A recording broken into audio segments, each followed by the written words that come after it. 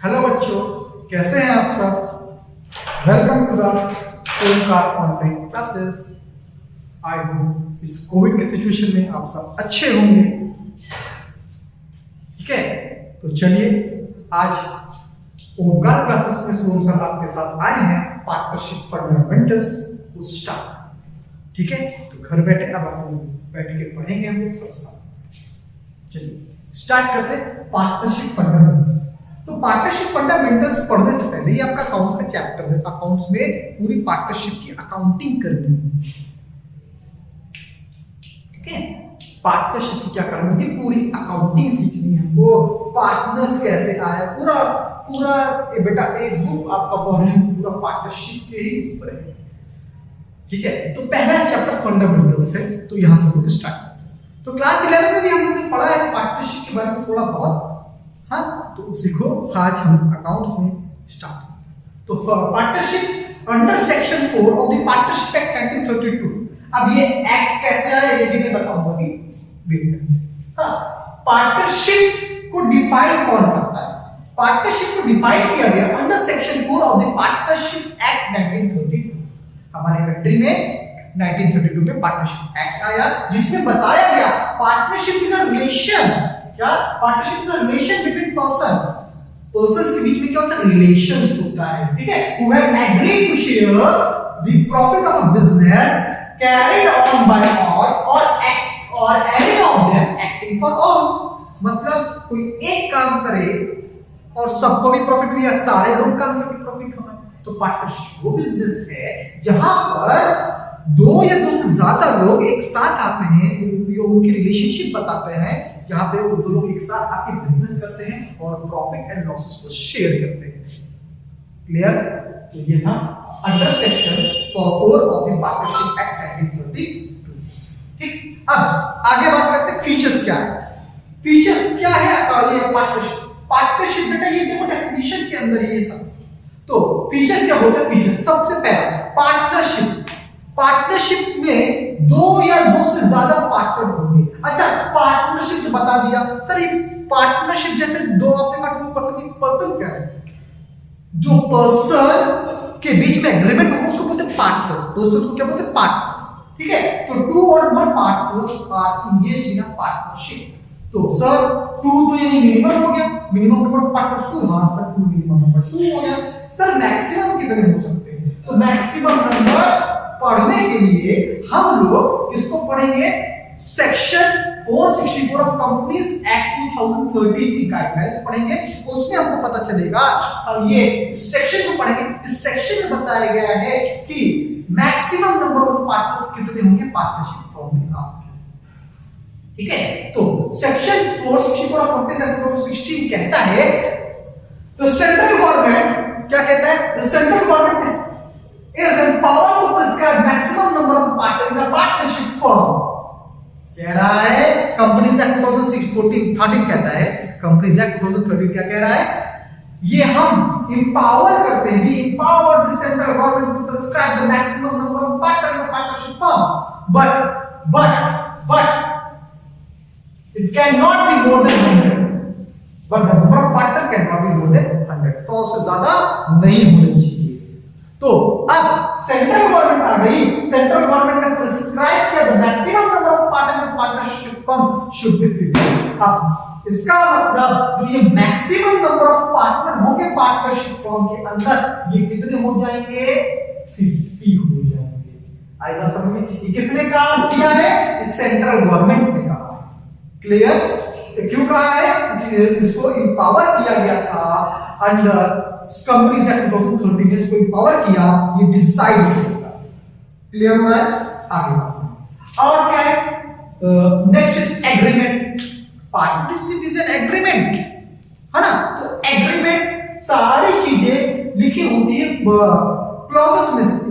तो इस क्लॉजेस को डिफाइन किया गया पार्टनरशिप डीड। अब इसके अंदर सब कुछ आपको पता चलेगा, पार्टनरशिप डीड के बारे में पता चलेगा किस किस चीज के बारे में एग्रीमेंट है पार्टनर्स का। फॉर एग्जांपल, जब आप बिजनेस करने चलते हैं ना, तो agreed to share future profit. तो इसका मतलब कितना फ्यूचर प्रॉफिट शेयरिंग रेशियो इनका क्या है, प्रॉफिट शेयरिंग रेशियो क्या होने वाला है, नेम ऑफ द पार्टनर्स क्या होंगे, नेचर ऑफ द फर्म क्या होगा, each and everything is written in the partnership deed. तो ये डीड के अंदर, डीड एक तरह से आपका एग्रीमेंट होता है। ये एग्रीमेंट जो आपने किया तो डीड में लिखा होता है एक एक पॉइंट जो जो आप लोग at the time of partnership करते हैं, ठीक है, हम लोग जो at the time of partnership हम जो जो करेंगे वो सारी चीजें डीड में लिखी होंगी। ठीक, तो बहुत सारे हैं, name of the firm, nature of the firm, name of the partners, role of the partners, है ना, capital contributed by the partners, profit sharing ratio, है ना, if new partner will be admitted तो what he will be introduce, किसके साथ आएगा, क्या क्या इंट्रोड्यूस करेगा फर्म के अंदर। ठीक, पार्टनर्स कितना विड्रॉ करेंगे, अगर पार्टनर को सैलरी लेनी तो कितनी सैलरी लेनी है, कमीशन चाहिए तो कमीशन कितना देना, अगर कैपिटल पे इंटरेस्ट क्या होगा, सारी चीज के ऊपर एग्रीमेंट होता है। वो सारा एग्रीमेंट किसके अंदर होता है, पार्टनरशिप एग्रीमेंट, तो उसमें सब कुछ लिखी हुई है। आई बात समझ में? फिर आगे बढ़ते हैं। पार्टनरशिप का पहला फीचर हो गया poor partner, second is agreement, it is a business. Partnership क्या बिजनेस है जो क्या करता है, शेयर करता है प्रॉफिट एंड लॉसेस। ठीक, it is a mutual agency. Mutual agency बोले तो एक्टिंग फॉर ऑल, क्या बोला, कहां क्या देखो, या you have share the profit of business carried by all, carried by all, सब लोग एक साथ मिलकर काम करो, या सबके बिहाफ में कोई भी काम करे, acting any of them, acting any of them, acting for all, कोई एक सबके लिए काम करते हैं, म्यूचुअल एजेंसी का फंक्शन। ठीक, लास्ट पार्टनर्स की जो लायबिलिटीज होती है क्या है, कैसी होती है, अनलिमिटेड होती है। कैसी होती है, अनलिमिटेड लायबिलिटीज होती है। ठीक, इसका मतलब ये हुआ कि आप जो कैपिटल कंट्रीब्यूट करते हो वो तो जाएगा ही जाएगा। अगर आपकी लायबिलिटीज, आपके क्रेडिटर सामने खड़े हैं, आपको बहुत ज्यादा लॉस हो चुका, आपकी कैपिटल भी खत्म हो चुकी है, तो क्रेडिटर को यू हैव टू पे द क्रेडिटर्स। अब आपको चाहे अपना पर्सनल असेट्स ही बेच दीजिए, क्यों ना अपने क्रेडिटर को पे ऑफ करना पड़े, आपको बेचना पड़ेगा। ठीक है, तो ये अनलिमिटेड लायबिलिटीज होती है। तो सिंपल सी लैंग्वेज में देखो, पार्टनरशिप क्या है, पार्टनरशिप, पार्टनरशिप जो ये वर्ड है ना, पार्टनरशिप, शिप का मतलब तो ये वर्ड आप देख रहे हो ना, ये वर्ड को आप शिप समझ रहे हैं ना, हां, तो ये शिप के ओनर दो होंगे, शिप के ओनर दो होंगे, है ना। तो ये शिप कौन से शिप को रिप्रेजेंट कर रही है, बिजनेस की शिप। मतलब पार्टनरशिप ऐसा बिजनेस है जिसके दो ओनर होंगे, दो या दो से ज्यादा ओनर होंगे, उसको हम लोग पार्टनरशिप कहते हैं। For example Ram Shyam business करने जा रहे हैं, ऐसे बिजनेस को बोलेंगे हम लोग पार्टनरशिप बिजनेस। ठीक, क्लास 11 में हम लोग ने अच्छे से पढ़ा था सोल प्रोप्राइटर के बिजनेस के बारे में और उसकी क्या अकाउंटिंग देखी। तो उसमें हम लोगों ने चेक किया था कि बिजनेस, हाँ बिजनेस से मैनेजमेंट चलेगा जैसे सोल प्रोप्राइटर करता है, अकाउंटिंग इससे मैनेजमेंट चलेगी बट थोड़ा सा डिफरेंस हो जाएगा। सेम अकाउंटिंग, वही ट्रेडिंग बनेगा, वही पीएल बनेगा, लेकिन इसके आगे थोड़ा सा और प्रोसेस बढ़ जाएगा, क्योंकि अभी तक क्लास 11 में केवल एक बिजनेस ओनर था, 11 में सिर्फ एक ही ओनर था बिजनेस का। अब मोर देन वन ओनर हो रहे हैं, ठीक है, एक से ज्यादा ओनर है, तो यहां पे प्रॉब्लम्स आएंगी। और ये प्रॉब्लम्स क्या आती हैं, तो इसको हम फटाक से देख सकते हैं जल्दी से 2 मिनट। तो यहीं से आपका कॉन्सेप्ट स्टार्ट होगा, पार्टनरशिप एक्ट कैसे आया, कब आया, क्यों आया, फटाफट हम लोग देखते हैं। चलो, हाँ याद है क्लास 11 में हम लोगों ने क्या बनाया था, ट्रेडिंग अकाउंट, पीएल अकाउंट, ठीक है, क्या बनाया था, थोड़ा सा बड़ा लिखते हैं।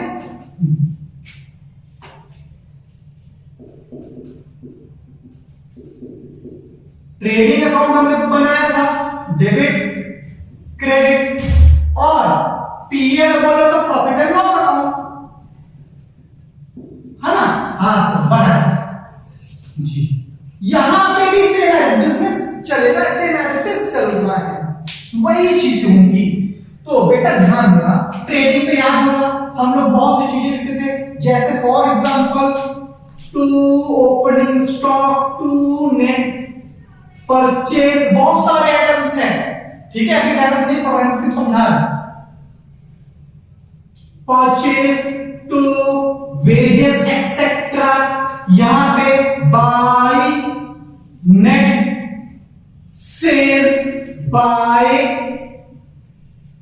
Closing stock. चलिए ये सब ऐड किया, इससे लेस किया, तो यहां पे बैलेंसिंग फिगर आपको दे देती थी किसकी? ग्रॉस प्रॉफिट की। मान लिया आपकी ग्रॉस प्रॉफिट आती है 10 लाख रुपीस की।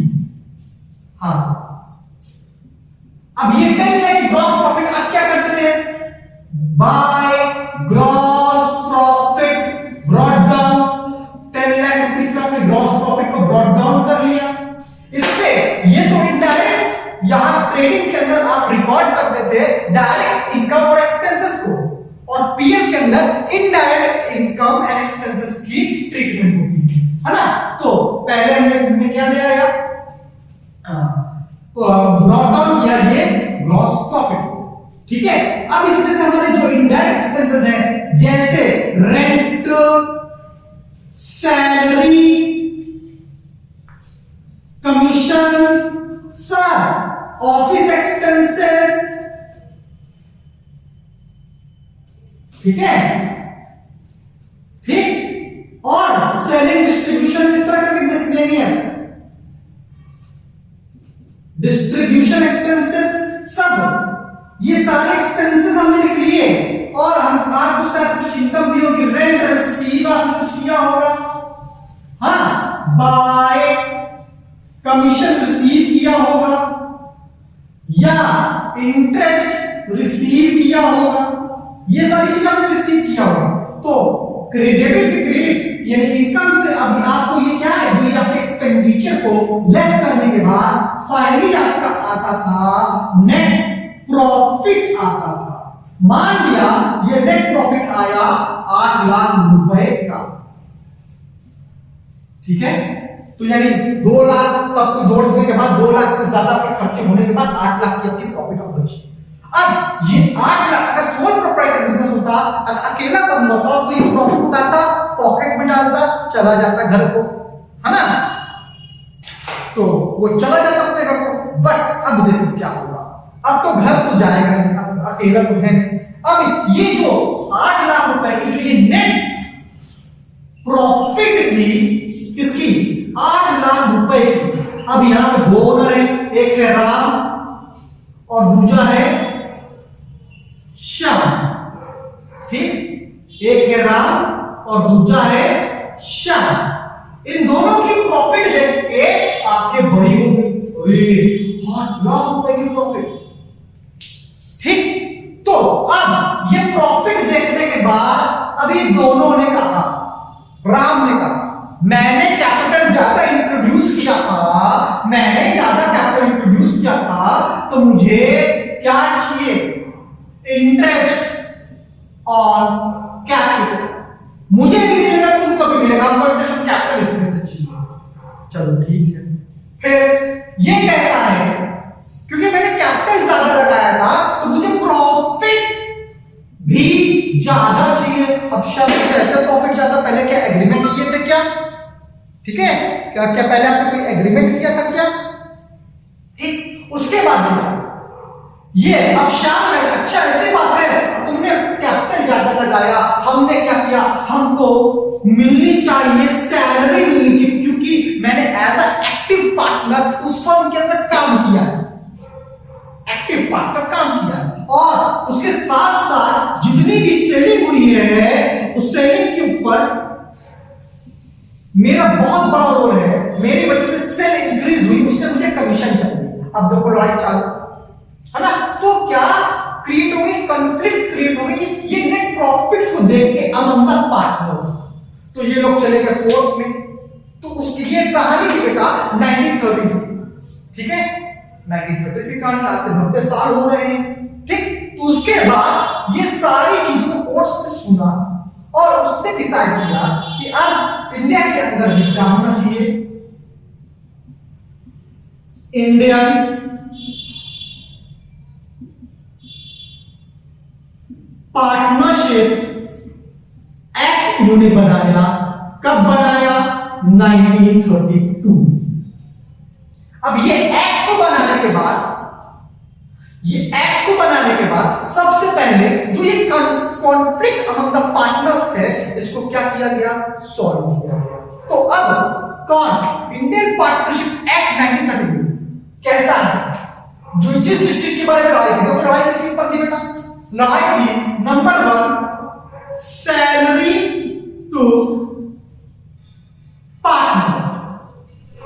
पहली बार किसकी थी? Salary to partner. ये कह रहा है श्याम सैलरी मुझे चाहिए, मैंने एक्टिव पार्टनर की तरह वर्क किया है। तो इंडियन पार्टनरशिप एक्ट बोलता है, क्या बोलता है सर? इंडियन पार्टनरशिप एक्ट 1932 कहता है कि बेटा सुनो ध्यान से, कि आप लोगों ने, राम और श्याम सुनो ध्यान से, क्या आपने जब बिजनेस स्टार्ट किया था तो क्या आपने कोई भी एग्रीमेंट किया था सैलरी से रिलेटेड, कुछ भी कहा था?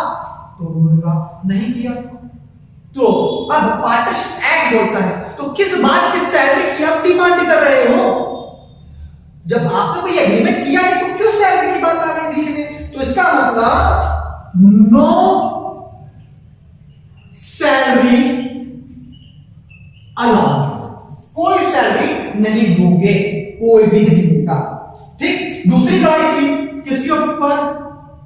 इंटरेस्ट ऑन कैपिटल्स के ऊपर।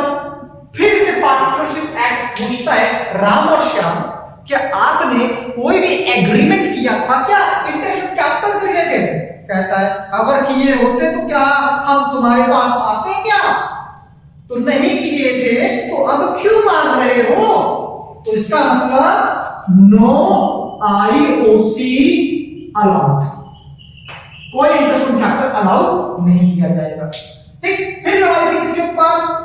फिर कमीशन के ऊपर, इंटरेस्ट ऑन ड्राइंग 3 कहा, ये इंटरेस्ट ऑन कैपिटल देखते हुए, कहा इंटरेस्ट ऑन कैपिटल को देखते हुए श्याम ने कहा तुमने ड्राइंग भी किया था, राम तुमने ड्राइंग भी किया था, जब तुम इंटरेस्ट ऑन कैपिटल मांग रहे हो, ड्राइंग किया तो ड्राइंग फर्म, ड्राइंग पे ड्राइंग तुमने फर्म से किया होगा, तो फर्म से तुमने ड्राइंग किया और उस पे इंटरेस्ट तुमको देना पड़ेगा। इससे इंटरेस्ट जब राम देगा फर्म को तो फर्म की प्रॉफिट बढ़ जाएगी, है ना, तो ज्यादा प्रॉफिट आएगी। तो ये कह रहा है इंटरेस्ट ऑन ड्राइंग दो,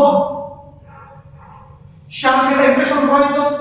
तो इंटरेस्ट ऑन जो तुमने ड्राइंग के जो पैसा निकाला था बिजनेस से, उस पे इंटरेस्ट जो ब्याज दो। तो बात आई इंटरेस्ट ऑन ड्राइंग। फिर वो पूछता है पार्टनरशिप एक्ट कहता है क्या राम और श्याम आप दोनों ने ये बताइए क्या कोई भी एग्रीमेंट किया था, कोई ड्राइंग या इंटरेस्ट ऑन ड्राइंग से रिलेटेड कोई एग्रीमेंट किया था? नहीं। तो इसका मतलब नो आईओडी अलाउड, आईओडी बोले तो इंटरेस्ट ऑन ड्राइंग्स। ठीक। अगला कमीशन के ऊपर थी लड़ाई, पॉइंट नंबर 4 कमीशन के ऊपर लड़ाई थी, है ना। तो अब कमीशन फिर वही बात करता है, तो इसका मतलब जब कोई एग्रीमेंट नहीं होगा तो नो कमीशन, कोई कमीशन अलाउ नहीं करना। ठीक। और आखिरी मोस्ट इंपॉर्टेंट चीज जो ये आज का पूरे पार्टनरशिप तक पीछा नहीं छोड़ेगा, इसका नाम है प्रॉफिट शेयरिंग रेशियो। अब बताओ ये क्या है? मैंने प्रॉफिट ज्यादा, कैपिटल ज्यादा लगा, मैं प्रॉफिट ज्यादा प्रॉफिट लेके जाऊंगा, तो इंपॉर्टेंट ये है प्रॉफिट शेयरिंग रेशियो। तो प्रॉफिट शेयरिंग रेशियो के ऊपर जो लड़ाई हो रही थी, फिर पार्टनरशिप ने कहा क्या आपने कोई डिसाइड किया था कि प्रॉफिट किसमें बटेगी, कैसे बटेगी, कुछ रेशियो बटेगी, कुछ डिसाइड किया था? अब राम सर ने नहीं, हमने कुछ डिसाइड नहीं किया था। तो कहा सुन, लड़ाई का जब यही था ना, अब जो अब तुम लोगों ने कुछ डिसाइड नहीं किया तो profit will be distributed equally, i.e. 1:1, यानी बराबर से। इसका मतलब राम को और श्याम को कितना मिलेगा? दोनों को 4 लाख और 4 लाख की प्रॉफिट मिलेगी, उसके अलावा कुछ नहीं मिलेगा। जो ये प्रॉफिट होगी दोनों को बराबर से बट जाएगी। आई बात समझ में? और एक और चीज, एडमिशन सिर्फ एडमिशन तब तक नहीं कर सकते आप कोई नए पार्टनर का जब तक ये दोनों बोले राम और श्याम दोनों एग्री ना कर रहे हैं उसके एडमिशन को रेडी करके। आई बात समझ में? और तो ये तो यहां तक कि आपका, अच्छा ये पार्टनरशिप एक्ट ये हम आगे क्वेश्चन में बोलेंगे when the question is silent. Question is silent का मतलब ये हुआ ये सारी चीजें साइलेंट होगी तो ये सारी चीजें होंगी। अगर ये चीज लिखा है इंटरेस्ट और साइलेंट पार्ट अगर क्वेश्चन में दिया है तो इसका मतलब एग्रीमेंट था। ठीक है, इसका मतलब क्या था? एग्रीमेंट था। ठीक, सैलरी हो गया और कमीशन इंटरेस्ट और कैपिटल के बारे में दिया हुआ है तो इसका मतलब वो एक मिनट का इंटरेस्ट ऑन कैपिटल के बारे में दिया है तो इसका मतलब इंटरेस्ट ऑन कैपिटल के बारे में इंटरेस्ट ऑन कैपिटल के बारे में एग्रीमेंट। तो ये सारे एग्रीमेंट जब क्वेश्चन पे नहीं होंगे तभी हम ये पार्टनरशिप एक्ट के जो ये क्लॉजेस है उसको हम लोग फॉलो करेंगे। अदरवाइज अगर क्वेश्चन पे दिया है सारे के बारे में तो ये सारी चीजें हमको, अगर नहीं दिया है तो नहीं करनी, अगर दिया होगा तभी करनी। ठीक है, तो यहां तक आपका पार्टनरशिप एक्ट था। पार्टनरशिप एक्ट बोलता है, पार्टनरशिप एक्ट ने बताया भी था पार्टनरशिप क्या है। पार्टनरशिप जो है ये क्या है? एक एग्रीमेंट है। ये क्या है? एक एग्रीमेंट है। थोड़ा सा बड़ा लिखते हैं।